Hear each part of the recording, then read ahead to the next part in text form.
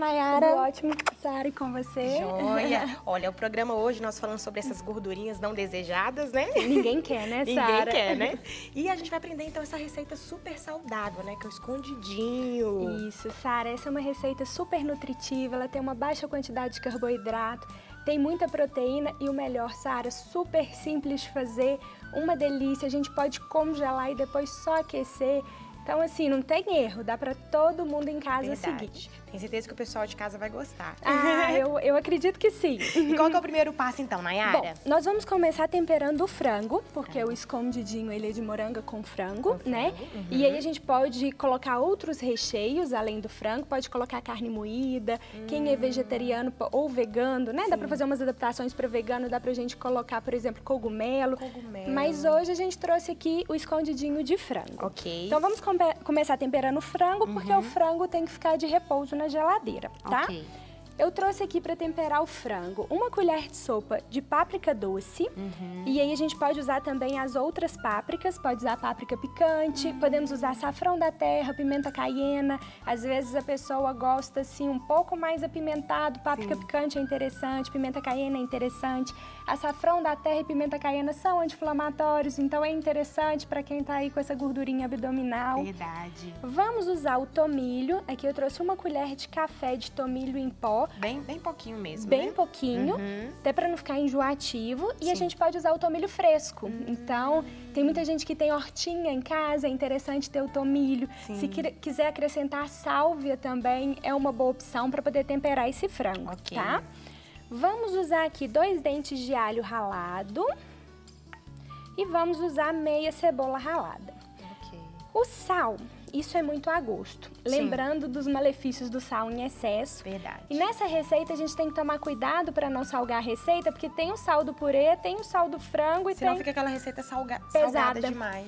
E ainda tem o sal do queijo por cima. Então vamos tomar bastante cuidado. Tomar cuidado com essa questão, né, do sal. Sim. Né? E quando a gente usa muito condimento natural, não tem necessidade de usar tanto sal.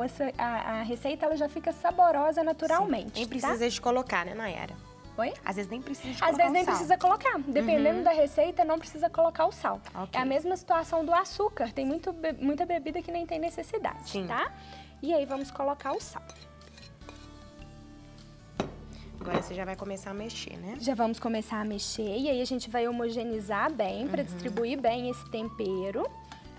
E aí... Assim que homogeneizar bem, vamos deixar esse frango descansar 30 minutos na geladeira. Ah, importante isso. Sim, para ele ficar mais saboroso. É esse processo que vai fazer com que o frango fique mais saboroso. Sim. E aí é importante lembrar que a gente deve tampar esse frango para levá-lo à geladeira. Então eu posso aqui colocar numa vasilhinha bem vedada e levar na geladeira por pelo menos os 30 minutos.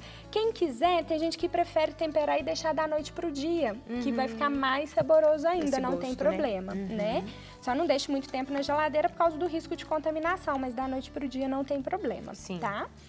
E aí, então, vamos levar aqui pra geladeira, deixar 30 minutos e depois retirar para preparar esse frango. Ok. É importante, Sara, retirar uns 5 minutos antes, que é importante colocar esse frango na panela em temperatura ambiente. Isso vai fazer com que não fique aquele frango ressecado. Então, vamos tirar uns 5 minutos antes, deixa ele paradinho e aí a gente vai pra panela.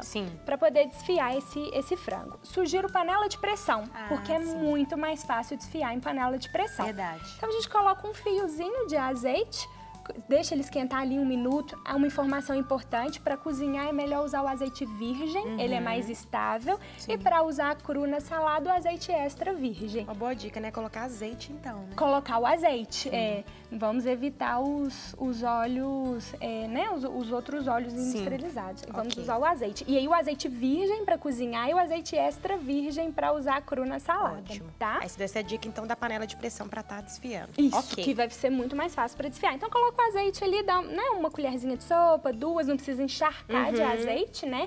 Deixa ele aquecer ali 1 minutinho, coloca o frango, refoga esse frango ali uns 5 minutinhos, põe meia xícarazinha de água e coloca na pressão. Depois que começar a apitar, deixa uns 10 minutinhos e tá pronto. Ótimo. Para desfiar, quando a gente coloca na pressão, com a própria colher de bambu, vai mexendo o frango e já vai desfiando esse frango. Já vai desfiando. Se perceber que tem um pouco de água ainda, deixa secar sem ressecar.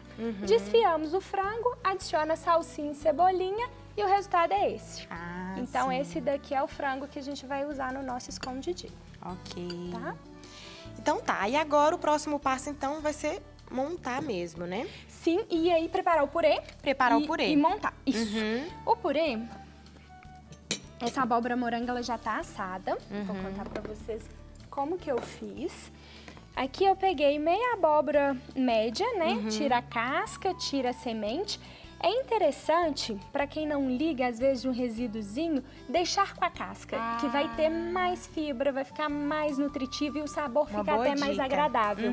Então, é interessante deixar com a casca. Sim. Quando a gente deixa com a casca, ele não vai ficar tão lisinho, porque esse é o resultado do purê. Sem a casca, ele fica lisinho. Com a casca ele não vai ficar tão lisinho, mas fica muito saboroso e é bem mais nutritivo. Então é interessante muitas vezes deixar com a casca, tá? Então aqui eu descasquei, tirei a semente, piquei em cubinhos e eu coloquei lasca de alho e lasca de gengibre. E aí é interessante deixar as lascas de gengibre e as lascas de alho em cima dos pedaços de abóbora moranga, para poder ficar mais gostoso. É isso que vai saborizar a moranga. E aí leva no forno pré-aquecido, deixa assar ali por uns 40 minutos ou até ficar em consistência de purê.